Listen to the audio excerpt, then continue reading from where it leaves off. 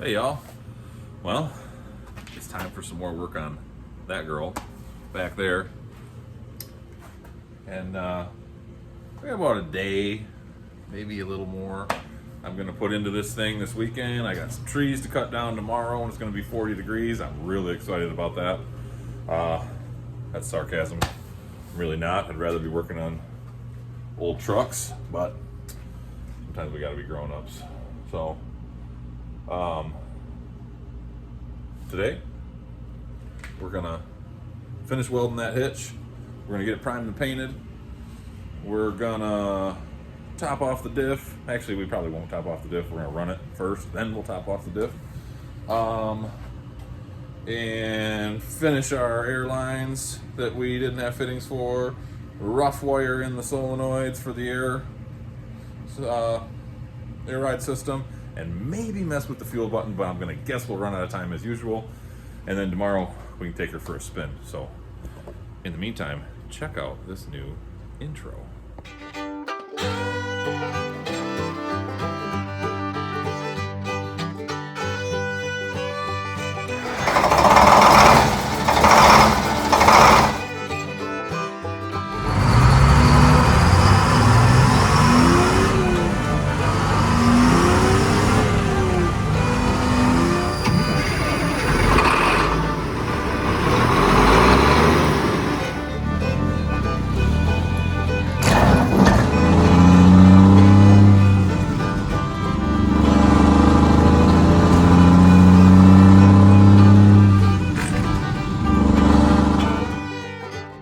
Parts haul this week, guys. Nothing real exciting. We can't go out and spend thousands of dollars every week, you know. Got some big wire we ran out of. We got some 1/2-inch compression fittings we need. Finish our Airlines. We got a bucket of gear oil. All right, the hitch is complete. So, you see what I did here? Those pieces I talked about last week. Just boxed in the ends of the frames. A lot of that's for looks, but obviously it's adding structural rigidity too. That's 1/4 inch, just like everything else. Don't judge my welds, I ain't no welder. Well, they're not half bad. And then I added this piece here. This kind of was a gnarly cut from the torch I didn't like. And, it's up on these pads that I had to space up, and it was strong, but I wanted to make it stronger. So I welded that, and then obviously it's welded from the bottom all along that big piece of tubing. So, finished everything up here along the rails. On top of that, we got 1/2-inch grade 8 bolts holding it in.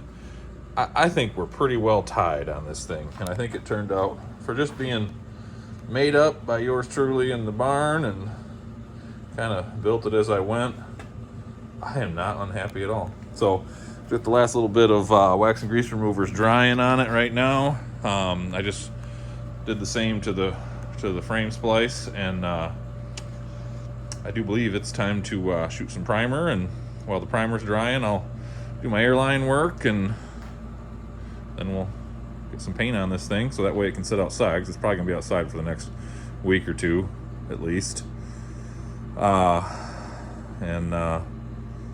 Then we're into the home stretch. A little bit of wiring, maybe the fuel button, and we're in business. All right there, people. We got just a quick, some etching primer and some rattle can, my favorite. Duplicolor high build fleet enamel, satin black. Not dry yet, so it's still a little glossy, but just enough. Just a couple coats of black, a couple coats of primer, a couple coats of black. This is all gonna get, power washed, maybe blasted, sanded again, one way or the other. I only did this because the truck's gonna be outside, and in case I decide not to blast it, I don't get flash rust all over this. Now, if I blast it, it won't matter. But if I don't, and I just decide to power wash and sand and scuff, then this way I don't have rust where all this bare metal was. So, paint's on. Airlines are plumbed.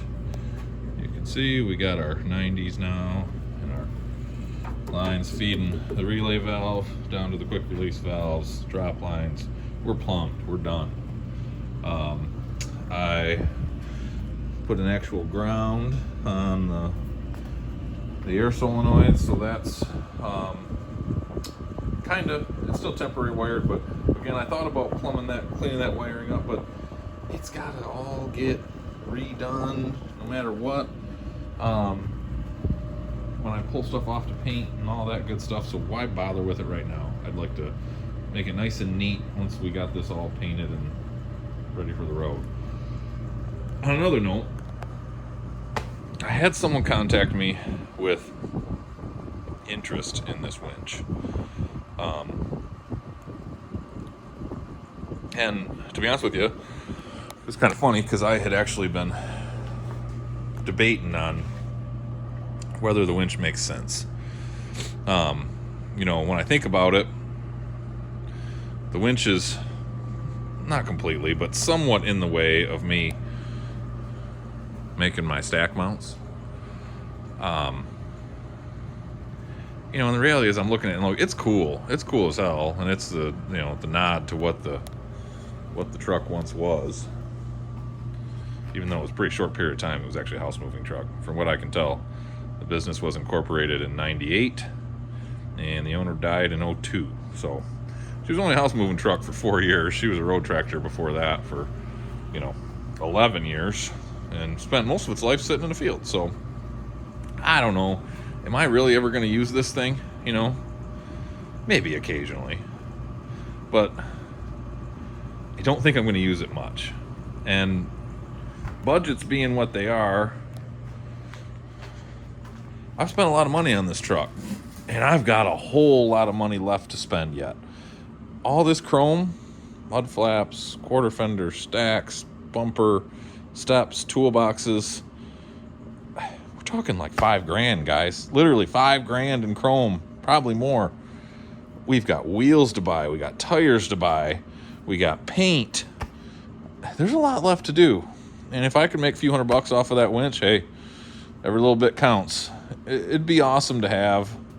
I haven't made my mind up, but just putting it out there. I'm thinking about it. So I'm not going to pull it just yet. But irregardless, that's why it doesn't make any sense to do all that wiring, because it might change once that's out of the way. We'll see what we think. So one way or the other, though, it is, I don't know what time it is. It's got to be about 3:30-ish. So I got time. We got all of our tasks done. And I'm going to go ahead and see what I can do with that fuel button. Now, I have a feeling I'm going to get underneath it and say, F this. There's no more room underneath than there was on top. But you never know. I've also got that leaky air line for my shifter fitting that I played hell with trying to get to from above, from through the floor. And then when I was doing U-joints and stuff, I looked and I'll be damned, there it is right there.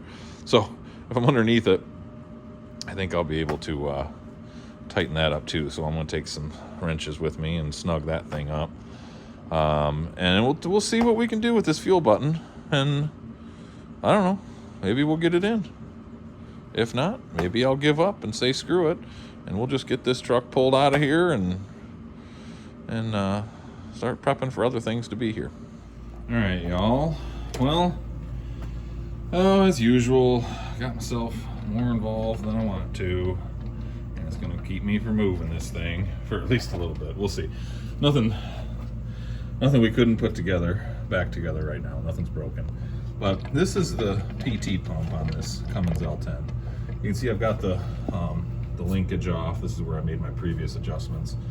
I actually unbolted the linkage completely, and she's hanging up there by a bungee. And I've got the rear cover unbolted. I did that from the bottom, but it can't come off.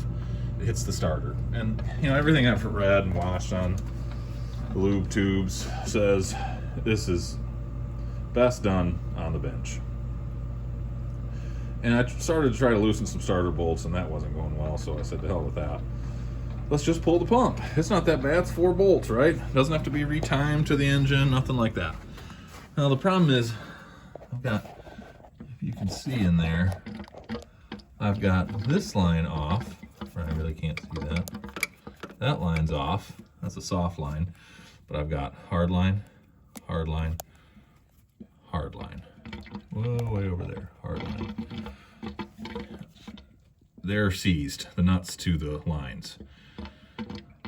But I haven't broken anything yet. I did take off that guy right there in the hopes that maybe I could just pull this whole thing and 2 lines where they go up into the block or into the head, I mean. But yeah, they're those are doing the same thing. So I'm gonna let this sit tonight. I've sprayed them with penetrating oil twice. We're gonna spray it again, and just let it sit, let it sit, let it sit, and hopefully we can get those freed up tomorrow. Once we get the lines off, then it's, you know, 4 bolts, like I say. Everything else is off already. Pretty straightforward. We'll pull that thing off, get that fuel button done, get the gasket sealed up nice and neat and clean on the bench, and bolt it back on. So, and hopefully make a sizable amount more power. But anyway, I think that's as far as we're going to get tonight. What I did do, since I had the wheel pulled off to get better access, I said, well, let's check the front end, or front brakes, I guess I should say. And I'm pretty happy with what I see. No, you know, I'm gonna take the blow gun to this, but no bad seals. Shoes have nice life left on it. I checked the oil inside the plug here. It's a little milky, so it has had some water in it. But you know, that's a function of it's in the field for 20 years, right? So I think we'll, now that we got, I gotta look up and see what oil this takes. I don't know that it's gear lube, but I'm sure somebody will tell me. In the meantime, I'll figure it out. We'll look up and, you know, we'll drain that out. And it's not even milky enough where I'm going to worry about, you know, pulling the hub off and messing with bearings. You know, the seal looks good. I've got minimal, like nothing, you know, no moisture, just a little bit of, tiny bit of normal weepage. So, and the drum looks good, no ridges, virtually zero. I don't even see any cracking, guys. It's clean. It's a good looking drum. All right, guys, well, it's the next day. I cut down a shit ton of pine trees today, 5, I'm on doing 4, and there was one of those ones that was like, you know, we'd be crazy not to do this, but the good news is the cleanup was easy because the ground was still frozen, there was a little bit of snow, and I just took the frickin' skid steer with a bucket and dozed everything into the woods. Problem solved. And we've been successful. So I've just got another probably hour and 20 I put into this, and you can see what's not there anymore. See that? That's engine block. No fuel injection pump. These lines I got off. I didn't break any of them. They're all turning. And where the rest of them are? There's one there, and there's one there. So we were successful. Just let it sit overnight and then heat. Got them nice and hot. Sprayed them with penetrating oil. Let that pull in for about 15-20 seconds. Then heat it again. Cherry red. Once they were cherry, they all cracked free. Just 1 repetition of that. And then I re-lubed them so they were a little easier to spin off. So got that done. Then realized that down there, you see that 3 bolt boss right there on the block. That's the fuel filter support. There's 4 bolts up here where it bolts to the back of the injection pump, bolts to the back of the compressor. 3 out of the 4 I was able to get with relative ease. Number 4 on the bottom was not going to come out, and then the bolts that hold this bracket here for the fuel filter assembly, it sits something like that, and one of them, the one on the right there, I got out. The one on the left I couldn't. It was starting to round, so I said, well, screw it. Just pull the bolts out of the top, drop the, sorry about the camera work there, drop the filter housing out, and then we were able to get a socket on that. So, needless to say, this is the housing for the fuel button. We'll grab our little number 15 fuel button there, and you can see right down in there we've got a snap ring. There's a spring behind it, and once we pull that snap ring, get the spring out, whoa, close and personal, then the button will be in there, and we just reassemble. Throw a new gasket at it, bolt that cover back on, and then in she goes. That one says N15, if you can read that. Let's see if we can.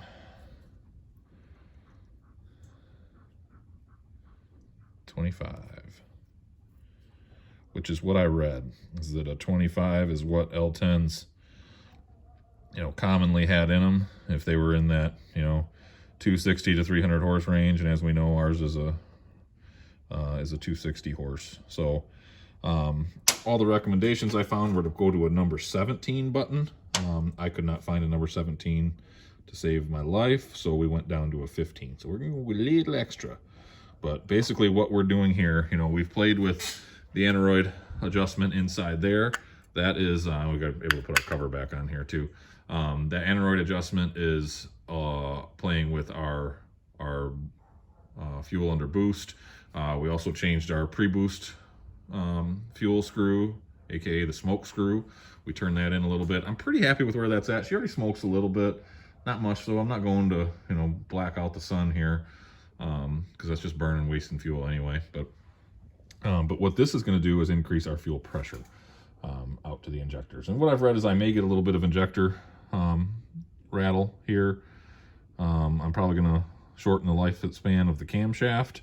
We aren't going to put enough miles on this old girl to ever worry about that, so we're going for power. Okay, well, the pump's back on. Everything's tightened up. The only thing I haven't done is put the wheel back on, because just in case I have any leaks or anything odd. So there's no primer bulb on this truck, so we're gonna have to just spin this thing to get fuel back up. So let's see what happens. I think I fixed the sticky throttle too.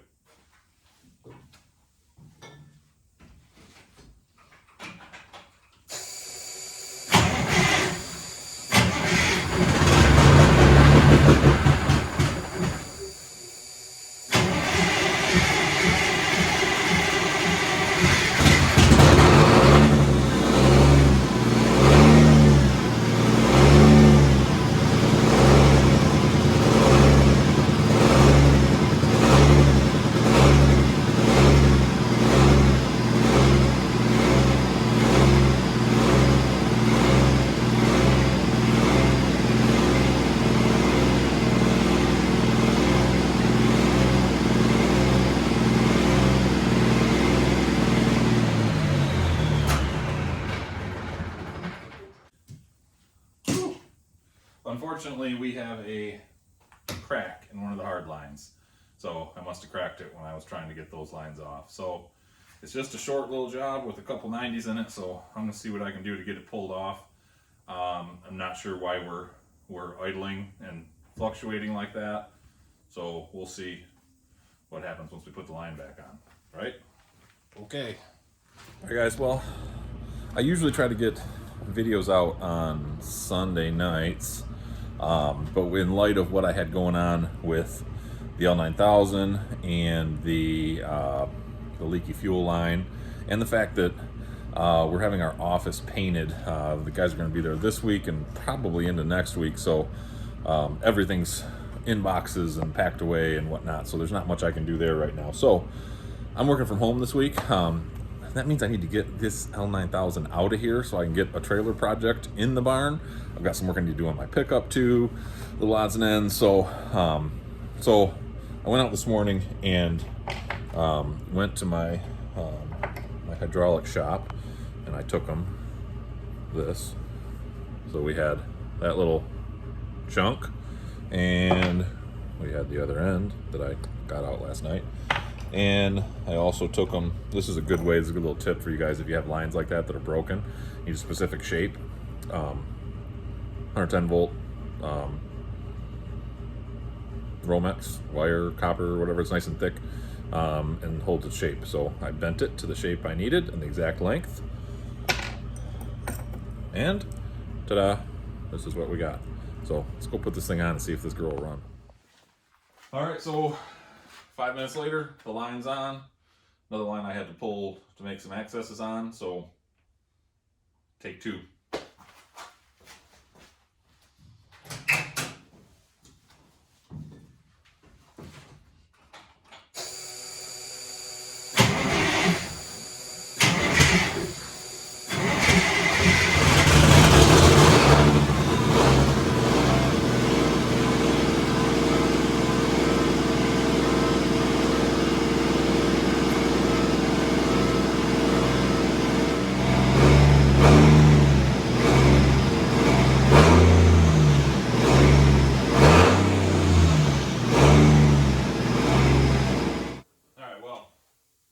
No leaks, but she's clearly idling at about 1,350 RPM. So either, there's two options I think here. Option one, I screwed something up on the throttle linkage when I reinstalled it. Possible. Option two, I screwed something up on the pump. Let's see. Alright guys, well, we're not doing bad.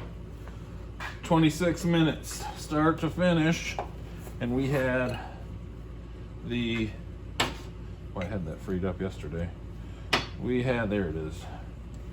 We had the fuel filter block, all the lines, this pump off the truck. So, not doing too shabby. So I have a suspicion because I noticed something when I put this on. We'll see if I'm right. But obviously, like I said earlier, I screwed this up somehow, and I think the answer is going to be right. So my suspicion is that I don't, we're going to get a little fuel coming out here. My suspicion is that I don't have this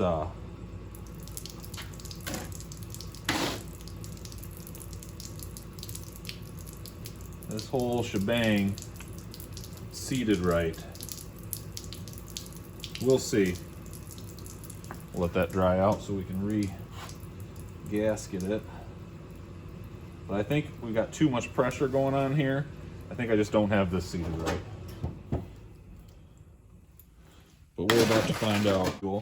So I think that there is too much pressure on this. This is the idle screw, by the way, on a PT pump.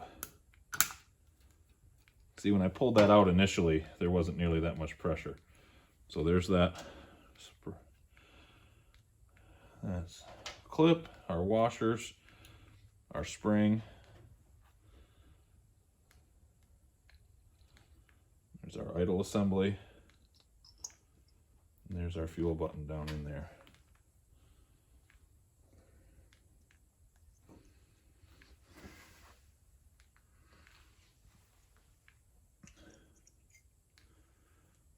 And I just don't think that all this was necessarily there. That just seated differently. We've got a washer.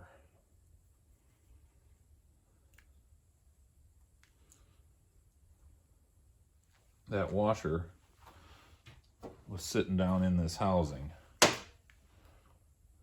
So it was sitting around inside that body, which was keeping that fuel button from pushing all the way in, and it was keeping a whole lot of pressure on that spring. Obviously changing the idle characteristics of the engine. So that little washer obviously belongs in this system somewhere, and I'm sure it's meant to be a seat for that little spring. There it goes. Yep. Boys, I think that was our whole issue, which was my suspicion.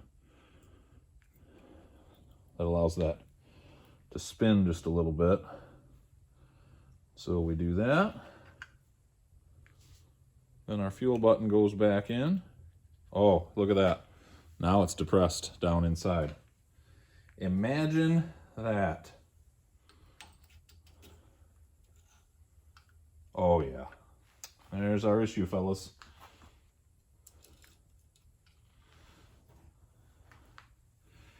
I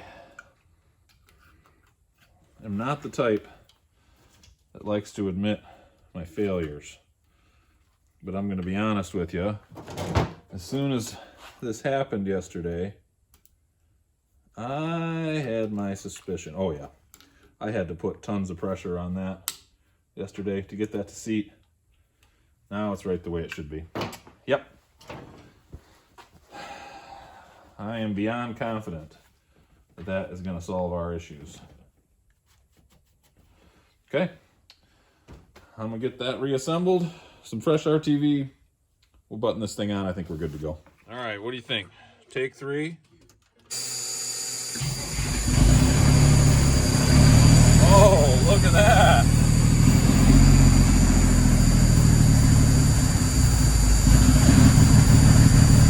$750 RPM. She's burbling a little bit. She got some air. But it looks like RPMs are right where we need them to be. Coughing, sputtering. See if we can get her smoothed out. That's not bad.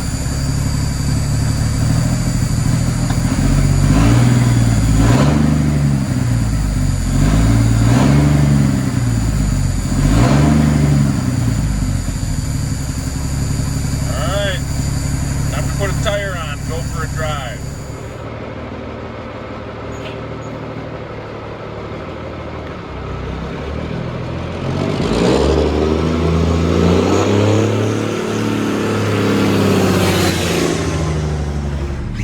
Alright guys, well I hope that camera is situated properly. And I hope you can actually see something. So rear end is good. She's not locked up. That's a good sign, right? She sounds amazing. She got a little injector clatter, I heard for sure, when we pulled out of the barn. So we'll see what that does. I'm gonna see how I can shift. Hopefully to remember my shift pattern and not screw it up. And hopefully this sticky throttle's fixed. So far, so good. And I've got just a shade over 20 pounds in the rear end right now. That's got me driveline angle where I need to be, so we'll see how it feels. Let's go for a ride.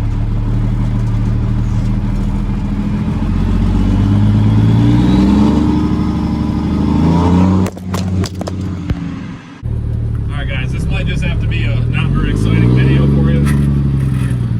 Because I can't get the camera to stay on my rear window for any period of time. We'll be surprised if it stays in the quarter window over here, but we're going to give it a try.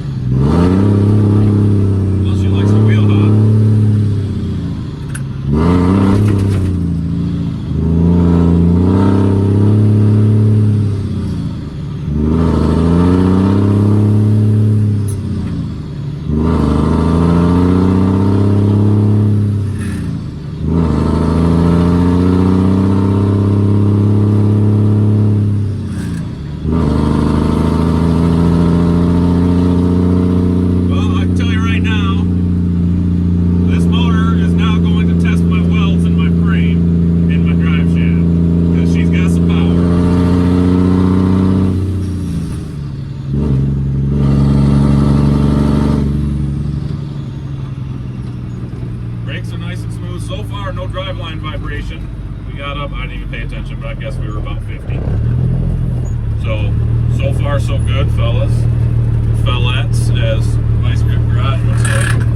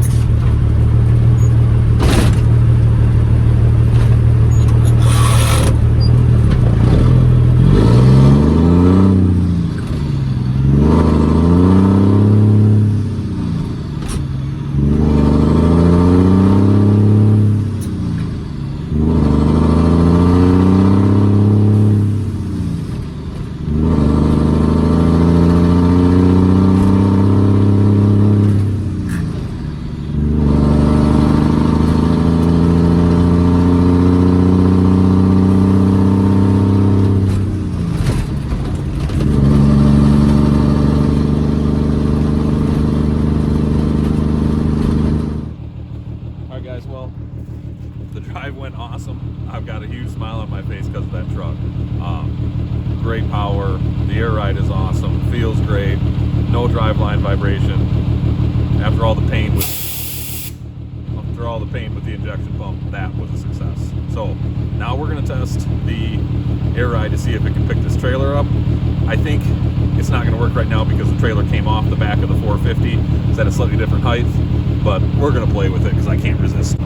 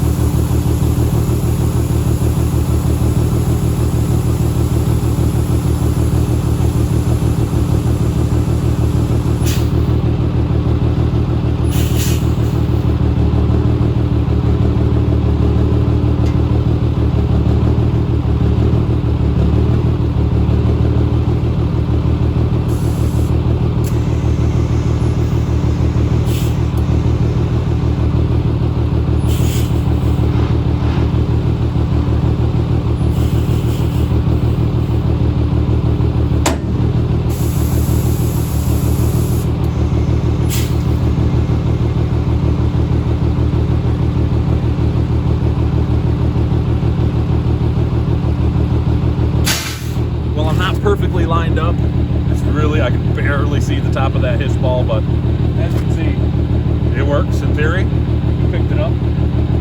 I don't even have the hitch unlocked right now, so more just a test. But obviously, as we hook onto this, it'll save us some jack time, basically. So with that, guys, I think that does it for the L9000 for this week. I've got to get to some other projects. I really appreciate you guys watching. I hope this is interesting content to you. And again, I hope you, if you do like it, like and subscribe. That probably would help a lot. I don't know, but we'll see, right? You guys have a good week.